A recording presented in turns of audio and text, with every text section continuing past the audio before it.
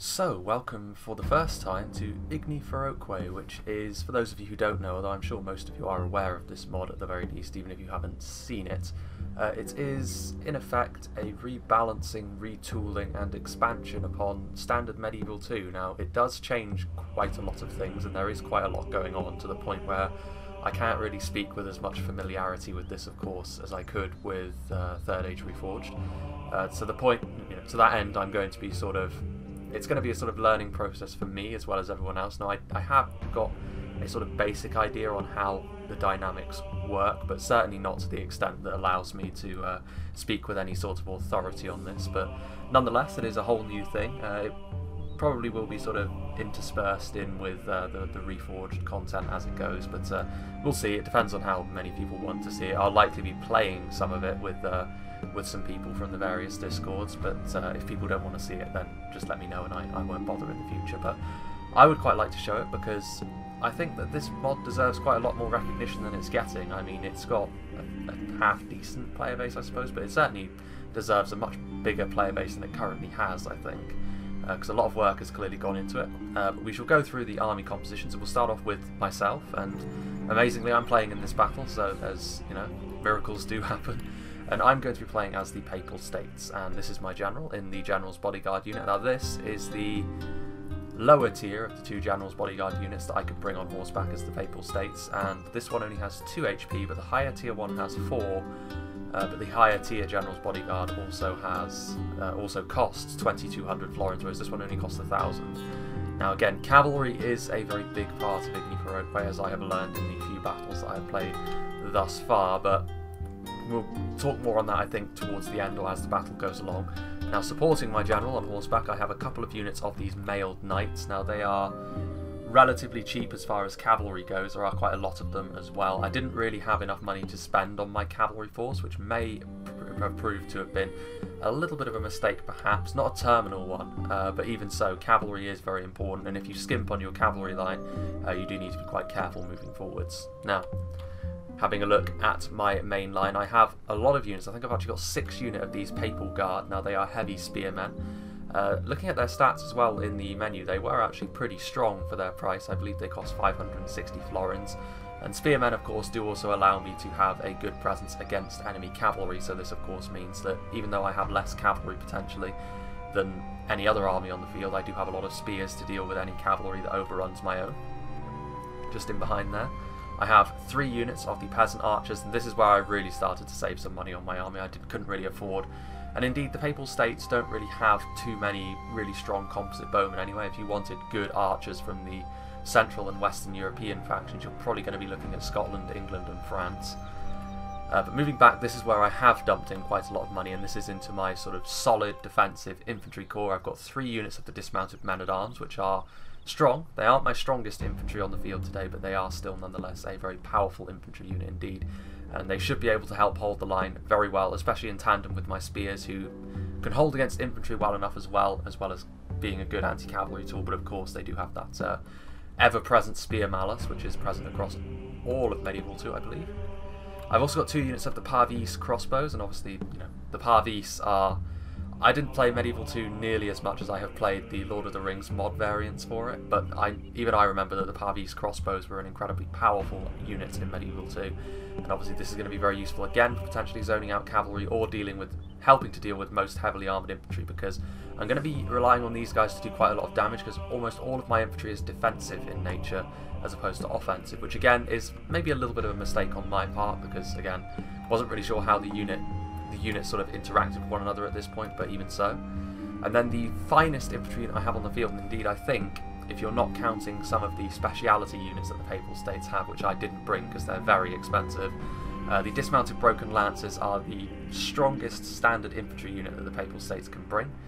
They are also multiple HP, so I've got 2 units of these, but they are also quite expensive. They cost in excess of 1,000 each, so I'm going to be relying on them to do quite a lot of work. And then I do also have an artillery piece as well.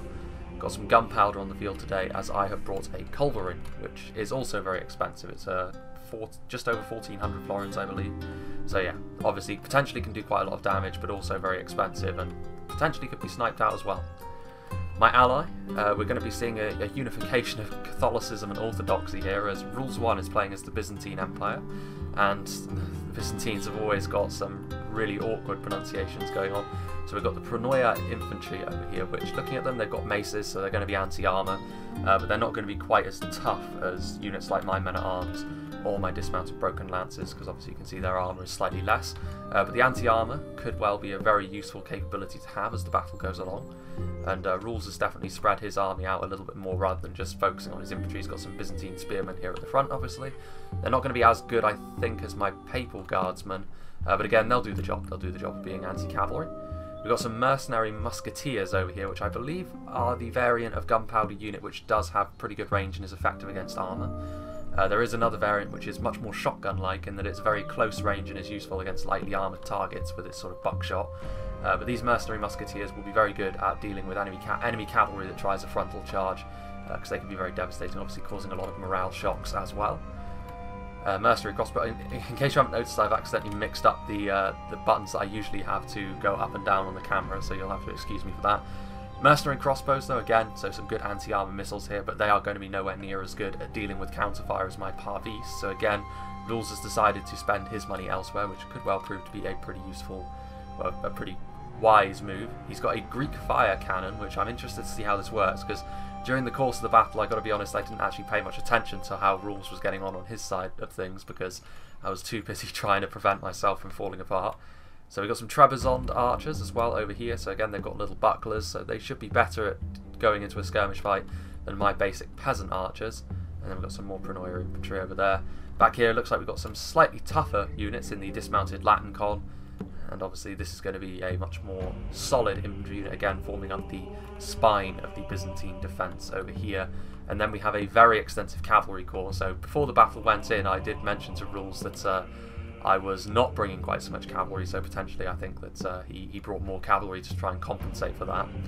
And he's got some cataphracts over here, or cataphractoi, and there's his general as well, so obviously some of the stronger Byzantine cavalry over here. And then backing them up we have several units of Byzantine lancers, so again, good charge on them. There is quite a lot in terms of cavalry units. Essentially it is similar to Reforged in that there are spear, cavalry, melee cavalry, lancers, knights, all of that sort of thing, but it is a little bit more. There are a few more categories as well. And then he's got several of the Vadaroiatai. I'm just going to call them Byzantine horse archers, fuck that. But yeah, obviously horse archers, again, very good harass tools. They've got a lot of ammunition, of course. A little bit inaccurate at long range. They get more accurate as they get closer in, but obviously this does also mean that they're going to be closer to the enemies, which are going to be able to do the most harm. Now, Rohirrim Knight, who previously was known as DI, he's changed his name since last I showed a replay with him in, is going to be playing as Sicily, facing down the Byzantines. He's got some Italian spear militia here at the front, presumably to just sort of prevent any sort of frontal cavalry charges. He's also got some Parvis crossbows, so just like me, he's gone for the stronger, well, he's got some Parvis crossbow militia, I should say. My Parvis crossbows are slightly stronger, but these will still do a pretty decent job. They've got those big shields, of course. They're going to be much tougher at range than Rules' mercenary crossbows here. We've also got some musketeers over here, so again, we've got that nice long-range missile force, which again is going to be good against armour. Some more Italian spear militia, so again, a very layered front line here from Rohirrim Knight. But moving over here, we also have some cannons. He's got a standard cannon over here, and then he's got everything mixed together. So let's see if I can actually get to see everything.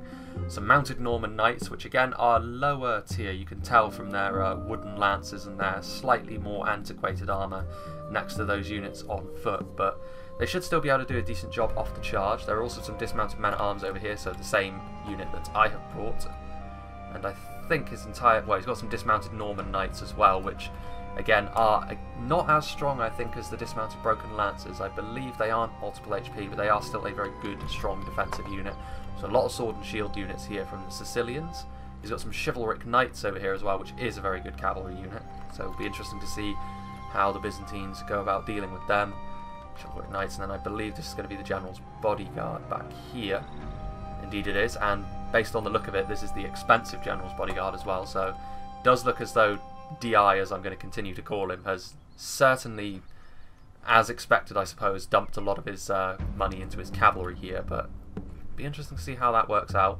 We've also got some condottieri over here, which are heavy cavalry as well. So heavy cavalry, I believe, is the all-rounders, but they don't have shields. Be interesting to see how that fares as well. Meanwhile, the final army on the field today going to be Poland, commanded by Apollo. He's got some Lithuanian archers here at front. Again, based on the look of them, the very interesting cone head-like hats that they've got going on. They're not going to be much better than my peasant archers, you would imagine, but they should still at least be able to overpower them at range.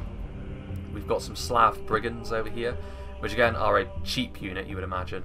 But again, I think that they will just be forming sort of a meat shield here.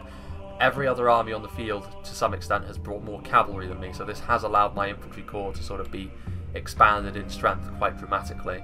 But the dismounted Polish knights will be able to put up a good fight against all of my infantry nonetheless. And again, another sword and board unit there. As we move down the line, we've just got more and more. Dismounted Polish knights is the sort of second line in behind the Slav brigands. And the only serpentine on the field today, which I believe in terms of an infantry killing machine is the best of the cannons, so going to be interesting to see how I can possibly deal with that.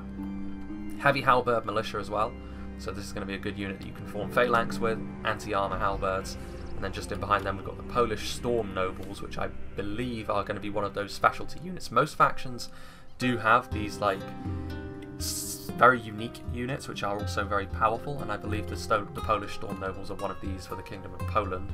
We've got the General's Bodyguard over there, which is going to have a very similar look to the Sicilian General's Bodyguard, but he's got a lot of hussars over here. So again, these are lighter cavalry units, but they will still, in this number, they should still be able to completely overwhelm my cavalry force in particular.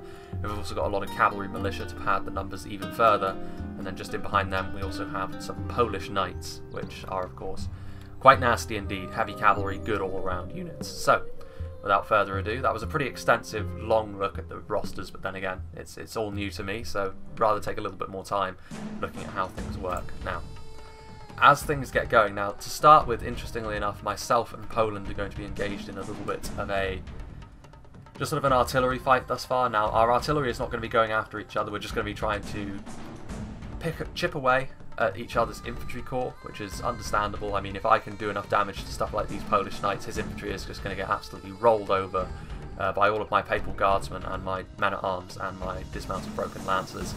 But if, by the same token, he needs really to thin out my infantry corps, and if he does that, then his cavalry should be sufficient to overwhelm my army. And you can see here that I do get all of my forces into loose formation.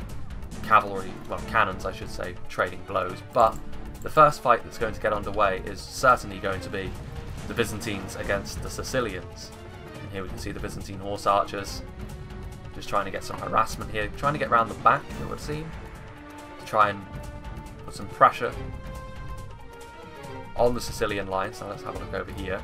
You can see these mounted sergeants are moving over to this side. The cannon is firing away on the Byzantine lines, presumably. Well, unfortunately it looks like we won't see the Greek fire thrower in action. It has already been destroyed by the cannon, but no big deal. It's an expensive thing to lose this early on, I would imagine, but even so, we can see that the Parvise crossbows are already under some pretty severe fire from the mercenary musketeers. Good range there on these. I think they are the musketeer class unit is the longest range gunpowder unit. So still a little bit of a tentative skirmish fight here, and lines and the way that you use your cavalry and positioning is very important in Igni Ferroque, as I have learnt to my detriment in the battle before this, which was my first battle where I got charged right off the bat and almost completely dismantled. In a similar manner to this actually, and the mounted sergeants are rushing forward and they're going to try and go after the mercenary musketeers. This is risky. They are going to connect though, and the mercenary musketeers taking some really heavy losses, so that is definitely going to be worth it from Sicily's point of view there, because mounted sergeants, trading them for the very deadly unit of musketeers is very useful. And I made almost that exact same mistake in the first battle where I had my Parvise crossbows out in front. The mounted sergeants did take some pretty hefty fire though on the way forward from the Trebizond archers and the dismounted Latin con, although there are some Byzantine gunners back here as well, so presumably that's another musketeer unit which can be used to pretty good effect. Mounted sergeants, the cannons however still continuing to hammer away. Let's see what's going on back here with the horse archers. going after the Parvis crossbow militia. So the horse archers here in this number are going to be a very effective harassment tool. As you can see here, there are some Parvis crossbow militia trying to zone them out, which if they can get some counter fire onto them, they will do pretty decently, of course. Crossbows, we know how devastating they can be against cavalry. But when there are that many horse archers, I'm not sure whether they're going to really be up to the task, especially the militia variant. The cannons continuing to fire. And once again, you can see the mounted sergeants are coming forward. Now it's possible at this point with the mercenary musketeers that Rules is just using them as bait to try and get the mounted sergeants into range, and then he will fire. And indeed you can see there the Byzantine gunners ripping through the mounted sergeants there, and then arrow fire following them in. So this unit of mounted sergeants is going to be severely weakened for the late game, and this will allow, of course, the Byzantine cavalry force to get some use. As that continues, you can see that it is all quiet on the western front. Papal Guard, I've got all of my units into loose because, again, the Serpentine can rip through my ranks if it so chooses. I've got my cavalry into a good position, and I'm going to be trying to use the explosive ammunition to deal some damage to the Polish knights in the rear line. And even if I miss, I will still almost certainly hit the Slav brigands, which is not the ideal target, but at least it's getting some kills and not being a complete waste. Culverin, of course, very expensive. Italian spear militia here still out in front, forming a nice screen from the frontal Byzantine attacks. Oh, now this is interesting. Mounted sergeants are pursuing the Byzantine horse archers. Now if they get caught, obviously the horse archers should be pretty handily dealt with by mounted sergeants, but there are 3 of them, and of course anyone who knows what they're doing with horse archers is going to split them up, make it very difficult for them to get here. And of course now the mounted sergeants are going to be basically at the mercy of being skirmished down. Although those horse archers need to run, they just about managed to avoid getting drawn into a melee fight there. And this is a problem, because if Sicily continues to allow their cavalry to get worn down like this, this is going to give Byzantium a pretty severe ranged advantage over there. So it'll be interesting to see how this battle unfolds, the horse archers being a real pain in the neck for Sicily here. Although I would have to say that based on the fact that the cannon has been firing away in the frontal battle, especially seeing as the unit of lost musketeers over here, from an infantry point of view, Sicily have probably had the best of this so far. But Byzantium very content to just be patient here. Again, the cannon's still firing. Chivalric Knights coming out now. Bring out some bigger guns, and now you can see Byzantium with Sicily trying to retreat back into the safety net of all of their ranged units. The Byzantine horse archers are now going to move on and try and deal some skirmish damage to Poland instead, which is going to be good for me, because I need some of these horses to be dealt with really with my skeleton crew cavalry. Byzantine horse archers need to run, however. The general's bodyguard is getting awfully close. In fact, I think, yeah, this is the same tier of general's bodyguard that I have, so it's the 2 HP version rather than the 4 HP version. Cavalry militia coming over here as well. The horse archers drawing a lot of this cavalry force away now. Cavalry militia coming over here as the Byzantine horse archers. One of them did rout off, which is unfortunate. It did get caught by the very extensive Polish cavalry force. And also the Sicilians are trying to move to try and block off the Byzantines' escape route, but of course the horse archers going back into the backfield, and I believe this is where a joint attack begins from our side. You can see the Byzantine infantry forces moving forward, and I am also going into a full attack now as well. Now that the horses have been somewhat drawn off by the horse archers, there's a little bit less danger of my sides being overrun. So again, following Rules' advice in the chat, I did move forwards. And he is doing the same here, the Trebizond archers, the Byzantine spearmen leading the way. And it'll be interesting to see how this infantry fight goes. Now, Byzantium certainly has the cavalry advantage over here now that a lot of the cavalry was drawn into the backfield by the Byzantine horse archers, although those horse archers are now going to cease to be a distraction because they have been routed off by the combined cavalry forces of Sicily and Poland.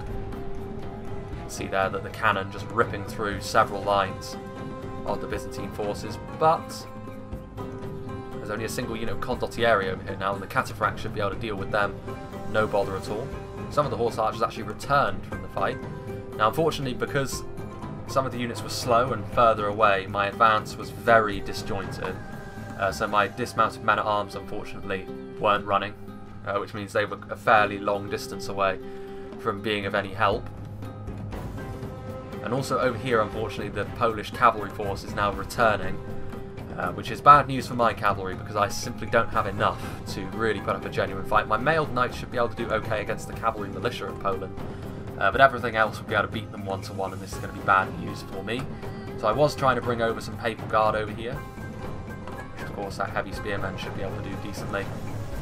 There go the Byzantine general though, Our noble brothers have lost their leader. which is a really unfortunate loss this early. They may lose heart and flee. As a matter of fact though, I think I'm just going to turn things down. You can see the mailed knights going after the cavalry militia, and obviously the mailed knights will be able to defeat the lowest tier of Polish cavalry.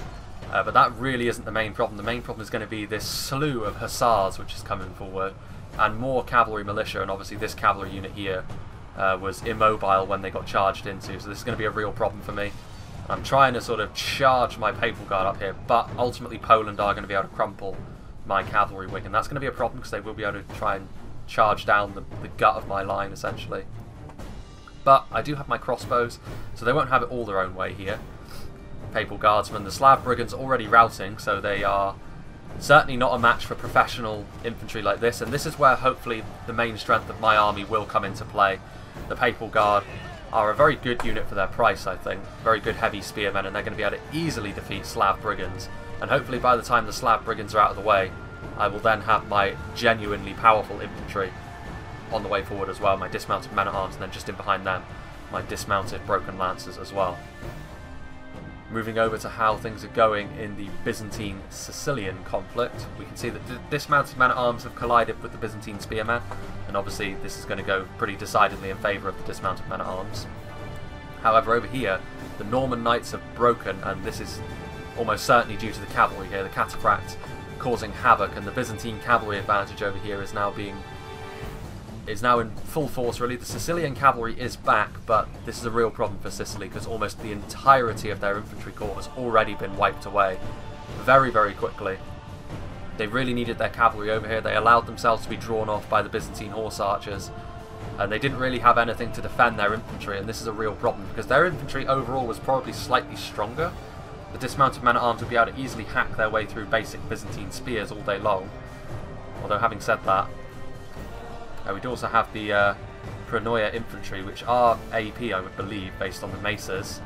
So they'll be able to do a decent amount of damage, but you can see here that the dismounted Latin has not yet engaged.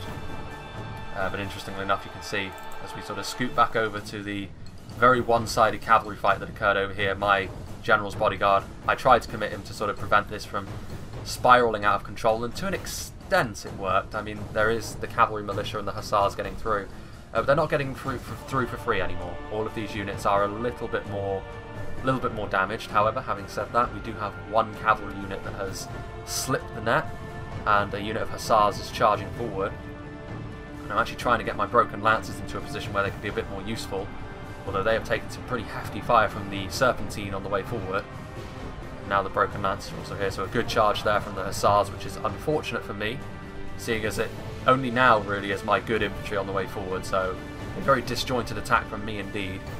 And also now the Papal Guard victory is a distinct possibility against Slav brigands, but I'm also starting to get into combat with the Polish knights.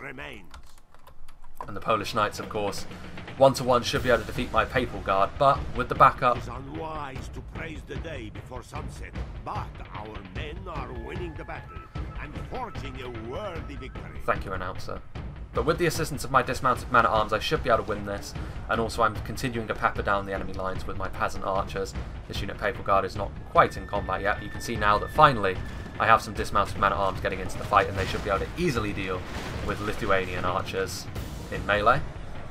So things are going relatively smoothly on my front line, but the problem is if I get rear charge from this cavalry, things could turn around very, very quickly. I do have those 2 units of Papal Guard, however, which were out here, which also did contribute to the thinning out of a lot of the Polish cavalry. Poland is still keeping their Polish knights in reserve, however, which is worrying for me, because that is by far and away the most devastating cavalry unit they still have left. My Parvis crossbows are struggling, however, so I do need to get some support out to them. I need to secure my rear lines, because if I can do that, I should be able to be relatively secure over here. Now, my Papal Guard are routing off, and this is due to the Polish Storm Nobles. This goes to show how powerful this unit can be.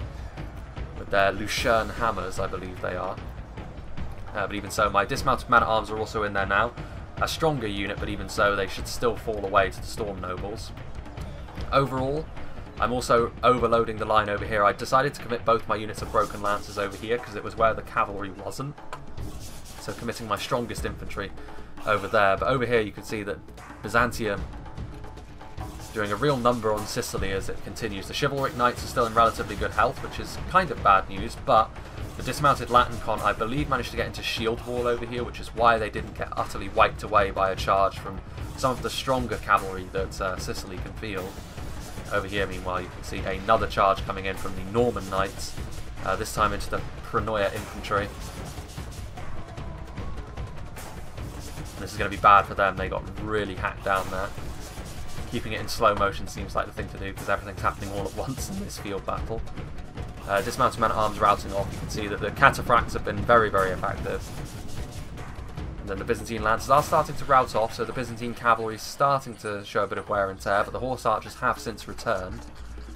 Over here, meanwhile, what is going on?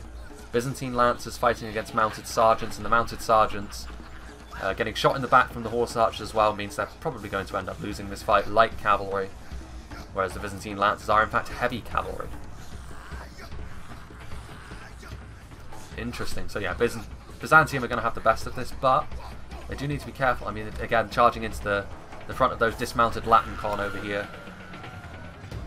But the shield wall will mitigate quite a lot of that damage, even from a very strong unit like the upper tier General's Bodyguard. Norman Knights charging in for another blow on those Prenoia infantry. Trebizond archers continuing to fire, but now the Trebizond are going to take some pretty handy losses from the Sicilian cavalry. And even though Sicily's infantry force has almost been completely wiped away, this cavalry force could still be a real problem. You can see that I do still have my Culverin, which is sort of struggling to find targets at this point because all the units are kind of mixed together. The centre of my line is actually starting to crumble because of this presence of the Polish Storm Nobles. You can see that the Papal Guard and over there, more of the Polish Knights have moved in to support the Storm Nobles. However, over here, I do have a reserve unit of my dismounted Broken Lancers. The best infantry unit that I have brought. What's going on over here? Ah yes, the Hussars are still here, but they are now being targeted by archers and by crossbows. So this is going to be the end of the Hussars at this point. They're not going to be able to last too much longer, especially not with Papal Guardsmen on the way. Heavy spearmen are going to be very useful to mitigate the Polish cavalry threat. Now the Polish Knights are still on the periphery, which is a real problem for me. I've got another unit of Papal Guard, which I essentially threw under the bus here to try and stop the Polish Storm Nobles, because they were tearing my line apart. In terms of a single infantry unit, they were almost certainly the strongest on the field, and in fact there were 2 units of them, so that's why I was really having problems. It says they're light infantry, but I don't buy that for a second. They were clearly very powerful infantry indeed, and they've caused a really big problem for my infantry line here, so I need to win the infantry fight here, otherwise, you know, the entire focus of my army would have been for nothing. And you can see some of the units of Papal Guard are starting to rout off. The addition of these heavy halberd militia, certainly isn't helping matters. You can see that my dismounted men-at-arms are starting to rout off. So over on this flank, Poland has had a very significant victory over me. Now I do still have a lot of range forces. I do still have my Parvis, and also the Polish cavalry is looking pretty battered at this point. They've got their Polish Knights and their General's Bodyguard, but they're being a little bit more conservative with them. Heavy halberd militia coming in over here, but over on this infantry flank, how much infantry I've got over here? I've got a lot of men-at-arms, I've got a lot of the dismounted Broken Lancers as well. You can see actually my dismounted Broken Lancers saw a gap in the line, so I decided to go for it, to try and break this side of the Polish infantry. If I couldn't win on the other flank, then I needed to try and win on this flank, so I still had a strong point of infantry that I could use. Also trying to target down the heavy halberd militia. Their lack of a shield should stand them in pretty poor stead against such tactics. You can see that the Sicilian cavalry still going, and these Chivalric Knights are still in really good health. And the Latin Con are starting to show a bit of wear and tear, even with their shield wall up. But with the spearmen here, you would imagine that the Sicilian cavalry eventually is going to start to fall by the wayside. The Latin Con taking a rear charge there from the General's Bodyguard. But even though things looked very much in Byzantium's favour over here, Sicily has done a very good job at using their cavalry to really pick away at the advantage Byzantium held. Now these Norman Knights have been caught by the cataphracts, and this means it's going to be the end of days for them. Cavalry's still going, but let's go and have a look. over on this front. My peasant archers still firing away, trying to target down the heavy halberd militia to ensure that this side of the infantry fight is won by yours truly. Heavy halberd militia actually is chasing my men-at-arms. I got my parvis behind my peasant archers, and I'm having to use my peasant archers as a makeshift infantry line to defend my crossbows at this point. So that's never a good sign. It's a sign that things are sort of rapidly going against you. And I'm surprised actually that Apollo didn't commit his Polish knights sooner, because if he did, I feel as though my army probably would have fallen apart. But having said that, I do still have these Papal Guardsmen in reserve. And these reserve heavy spears are going to be absolutely invaluable to trying to hold off these Polish knights. I was really surprised that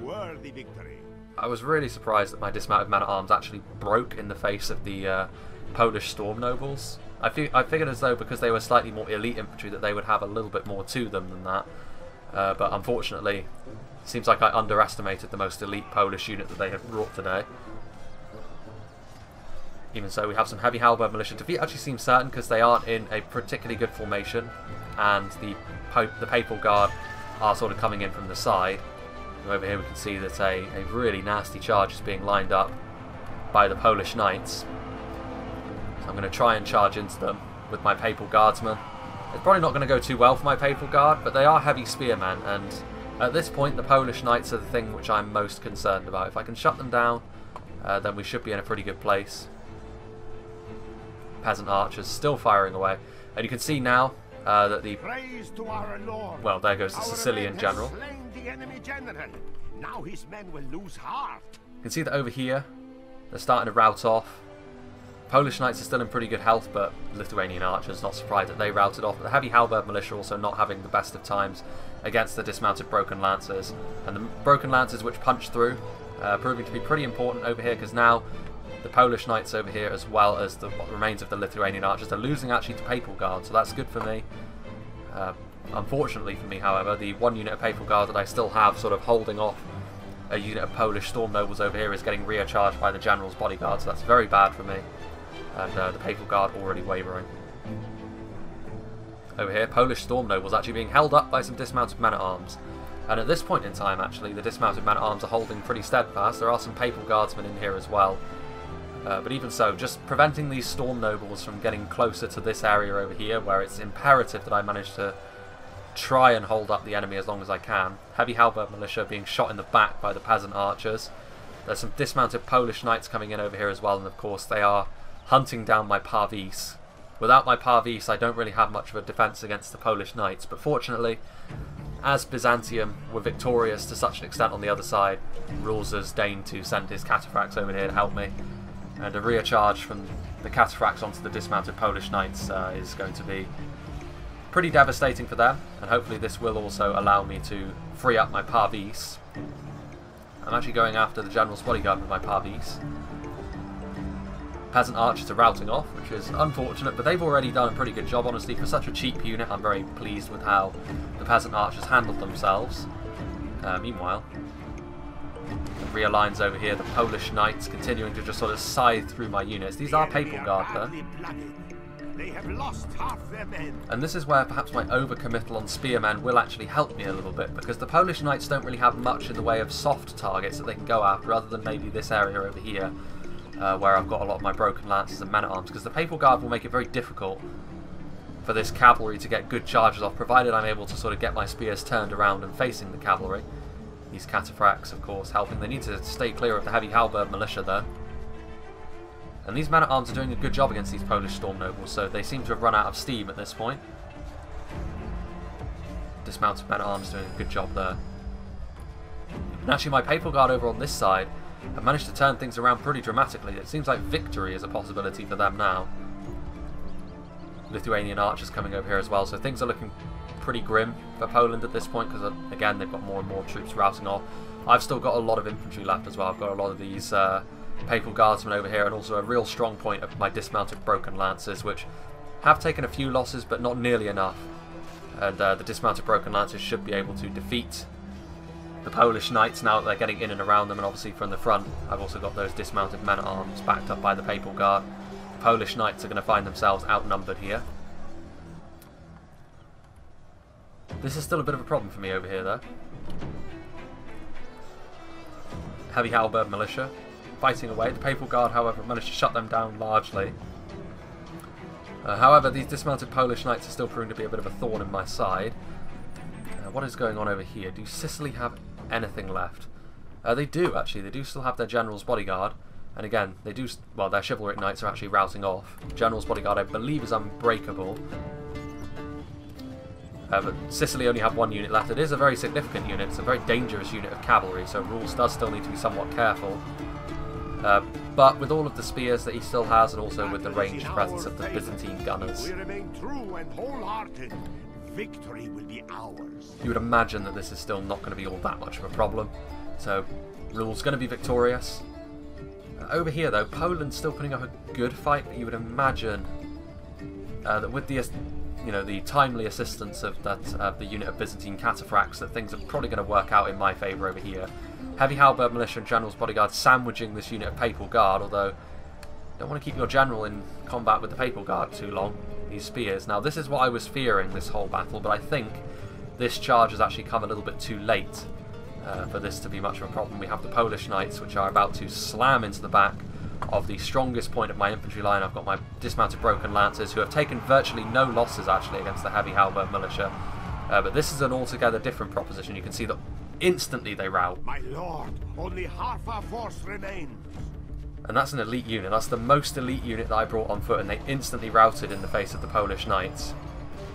So that's a problem. But it's too little too late, I think, with the Pavis crossbows still firing away. These Polish Knights are very difficult to bring down, and this is something that you will have noticed. A lot of this heavy cavalry, this really elite cavalry, is really difficult to bring down. It's very, very durable indeed, even under some pretty substantial pressure from crossbows and even being chased by spearmen. They are very durable, but you do pay for them. The higher tier of cavalry costs in excess sometimes of 2,000 florins, so... And honestly, that's probably why his infantry line consisted with Slav brigands and Lithuanian archers, and that's why, for the most part, my infantry line was able to overpower his. In our favor. If we remain true and wholehearted, victory will be ours. On the side with the Polish storm nobles, it was a different case, but elsewhere, the Polish knights only had Slav brigands to back them up, and that ultimately wasn't enough to withstand such a heavy infantry committal from myself. Obviously, I paid for this in my own way as well, with my cavalry force being woefully under-equipped to try and deal with how strong the Polish cavalry was, so swings and roundabouts. But in this case, that unit of cataphracts that Rules committed was probably what sent this battle in my favour. We were talking about it in Discord afterwards. There goes the Polish general. Now his men will lose heart. We're talking about it in Discord afterwards. I probably would have lost this fight if not for that unit of cataphracts coming over to help me out.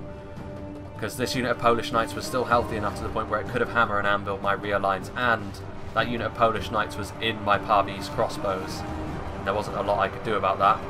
Now the Polish Knights are over here. They're still trying to get away. They are taking attritional casualties because, of course, they still have this Papal Guard left, which is a real problem. Polish Knights still in the back lines, however, as well as some heavy halberd militia.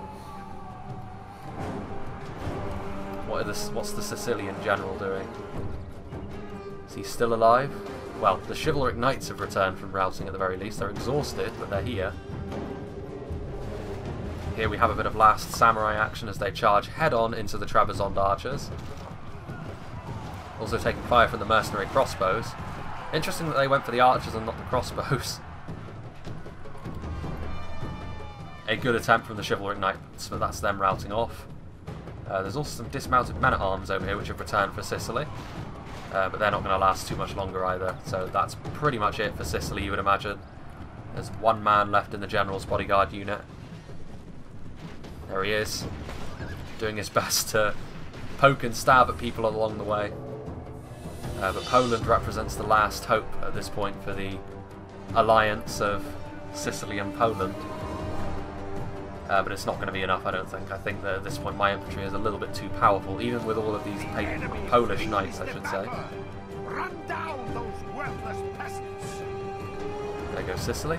Peasant archers firing at the Polish knights, but arrows largely bouncing off. Obviously, peasant archers are not really the finest in the archer world, but over here we can see the last of the Polish infantry.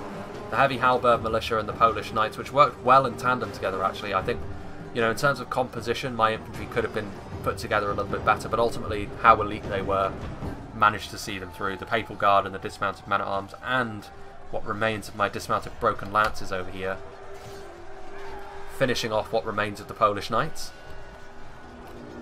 The Papal Guard were the real saving grace of my army here, and now you can see over here the Byzantium with Sicily gone.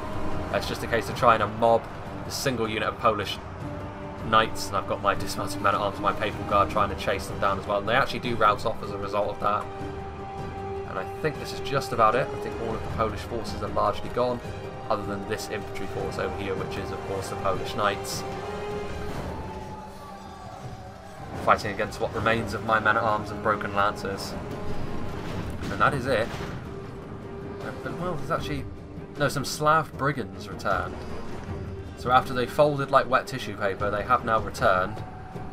But the cataphracts are almost certainly going to destroy them completely. They're going to charge into my infantry. But that charge is largely going to bounce off units like the men-at-arms. Oh dear. The Slav brigands are fighting to the death to give them their due. Victory is ours. And there we go. Let victory be a salve on our wounds, proudly earned in the name of the Holy Cross. Indeed. And as we can see, me and Rule's actually getting a fairly similar amount of kills, although the highest amount of kills went to Apollo, facing off against myself, of course. And actually, I had pretty noticeably the largest army on the field. I think this is because I had the least cavalry, and of course cavalry units tend to be a little bit smaller in terms of man count, so it's unsurprising, but actually a very evenly contested fight in terms of the kills and sort of the ratio between it. I do think that Rules was certainly the MVP with how he dealt with Sicily and then bailed me out. I'm pretty sure that Rules could probably carry a teammate that was struck blind, deaf and dumb. He's so good. But having said that, let's have a look at how good my individual units did. My general's bodyguard actually got some decent kills considering it was killed off so quickly. A fight in Marrakesh.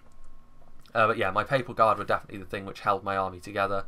They were good at sort of helping to zone out the cavalry, and they were also pretty good on the front line, honestly. They held out, especially seeing as my advance was very disjointed. I feel as though if my Papal Guard and men-at-arms advanced at the same time, things would have gone much more in my favour with how much I'd invested in my infantry force. My broken lancers and men-at-arms actually not getting all that many kills, but then for the most part they were fighting up against Polish Knights, which are a pretty similar unit in terms of class. My Culverin getting an average amount of kills, mainly that was... I'm pretty sure that in terms of the Culverin and the Serpentine did slightly better, but it was still worth my time having a cannon here. Peasant Archers, 111 kills, so definitely a worthwhile investment. They were the cheapest unit I had on the field by far, and they returned a pretty good profit for me. Parvi's crossbows were largely used to zone out cavalry, so they had lower kill counts. The mailed knights obviously got crushed by the Polish cavalry and the hussars. So yeah, I certainly feel as though it was a pretty hotly contested fight, all things considered. This is the first battle in Igni Ferroque that I've done, possibly with more to follow, depending on how many games that I get in, because for the most part, when it comes to Igni Ferroque, the only battles I'll show probably are the ones that I was a part of, based on how many people play. But yeah, I very much enjoyed it. Hopefully, people like it enough that I can show more. If not, then no big deal. It's still fun to play. But yeah, I hope you enjoyed this, and I hope you will join me for whatever is next, which will probably be another Reforged replay.